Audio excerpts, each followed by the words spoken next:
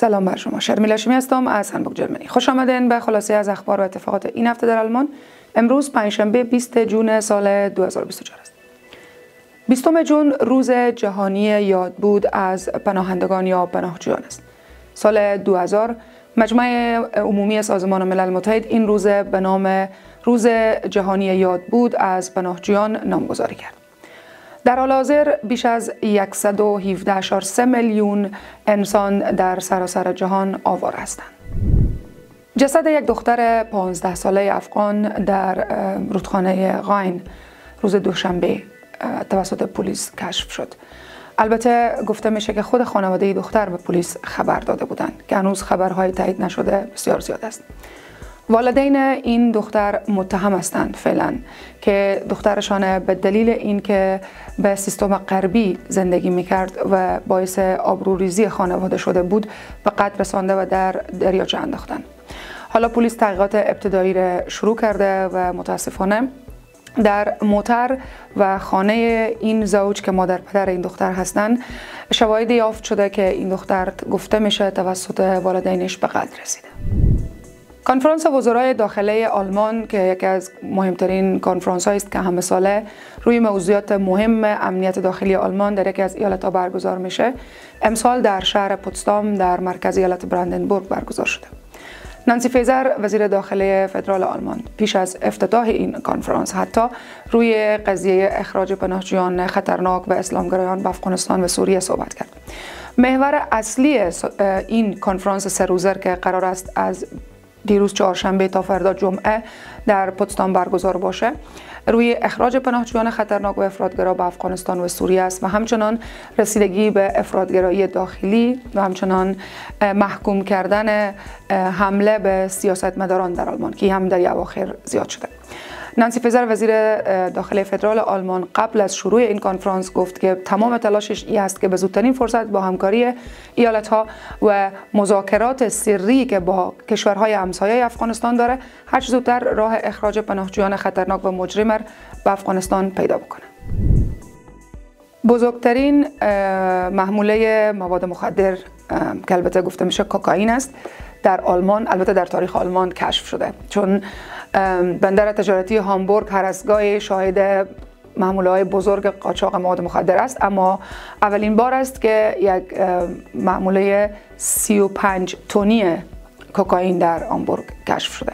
البته گفته میشه این عملیات به صورت اشتراکی بین کلمبیا و هلند و آلمان برگزار شده بوده که این محموله بزرگ کشف شده که در داخل کانتینرهایی که میوه و سبزیجات و سایر کالاها را به آلمان وارد میکنن کشف شده. یک دوسیه بسیار جنجالی و پیچیده است. به طور مثال یک تاجر آلمانی فعلا در این جستجو و تحقیقات دستگیر شده که حدود 100 شرکت در آلمان ثبت داره، شرکت‌های تجارتی، صادرات، واردات، ترانسپورت و غیره، در حالی که بعد از جستجوها دیدن فقط همه روی کاغذ هست. در اصل تمام شرکت‌ها به خاطر ثبت شده بودند در آلمان که روند قاچاق مواد مخدر قانونی بسازند. تا حالا 8 مظنون دیگر هم بازداشت شده به خاطر این قضیه، هم در کلمبیا، هم در هلند، هم در آلمان و فعلا هم تحقیقات در 7 ایالت آلمان در این باره جریان داره. موج شدید گرما باعث شد که تعداد زیادی از زائران مراسم حج امسال در کشور عربستان سعودی جانشان از دست بدن. طبق اطلاعات رسمی خود دولت عربستان سعودی تا حالا 550 تن از زائران به دلیل گرما جانشان از دست دادند، اما بعضی از خبرگزاری‌ها حتی آمار قربانیان 900 نفر اعلان کردند. بیشترین قربانیان از کشورهای مصر و اندونزیا و اردن و تونس است. 11 زائر ایرانی هم در بین جانباختگان هستند. علاقمندان خرید از آمازون حتما این خبر برای شما است. خوشتان میاد. شرکت آمازون اعلان کرده که قرار است به زودی 10 میلیارد یورو دیگر هم در آلمان سرمایه گذاری بکنه. البته این در حالی است که یک ماه پیش شرکت آمازون اعلان کرد که 7.8 میلیارد یورو در آلمان سرمایه گذاری میکنه. در مجموع امسال قرار است شرکت آمازون 17.8 میلیارد یورو در آلمان سرمایه گذاری بکنه که این باعث خرسندی آقای اولاف شولز صدر اعظم آلمان شده. آقای اولاف شولز گفت که جای خوشحالی است که هنوز آلمان کشوری جذاب برای سرمایه گذاران بین المللی بزرگی مثل آمازون است. آمازون تا حالا بیشترین سرمایه گذاری‌هاش در مونشن و برلین بوده. ایستگاه بعدیش قرار است ایالت براندنبورگ باشه و بعدم ایالت نورد راین وستفالن، تورینگن و نیدرساکسن. یک هشدار برای رانندگان. بر اثر یک تصادف شدید دیروز چهارشنبه در اتوبان A24 در منطقه اوست پرگنیتس به طرف برلین بر اثر یک تصادف شدید که یک خودروی BMW داشت، 3 نفر از اعضای یک خانواده متاسفانه جانشان از دست دادند. گفته میشه این خودروی BMW در هنگام سبقت گرفتن از یک تریلی کنترل خود از دست میده، از جدول خارج میشه و با یک درخت تصادف میکنه. راننده و 2 سرنشین این خودرو متاسفانه به دلیل جراحات شدیدی که داشتن قبل از رسیدن به بیمارستان جان دادن. پس فرستادن یک خانواده افغان از سرمرز آلمان دوباره به پولند حالا تبدیل شده به یک موضوع مناقشه و بحث بین آلمان و پولند. روز جمعه گذشته یک خانواده افغان از پولند میخواستند به صورت غیرقانونی وارد آلمان بشن. پلیس مرزی آلمان اینا رو متوقف میکنه وقتی چون اسناد نداشتن و از طرف پلیس مرزی پولند میخواد که ما اینا رو دوباره برای شما برمیگردونیم. اما بعد از چند ساعت انتظار هیچ خبری از سوی پلیس پولند نمیشنوه. این خانواده رو به پولند دوباره برمیگردونه.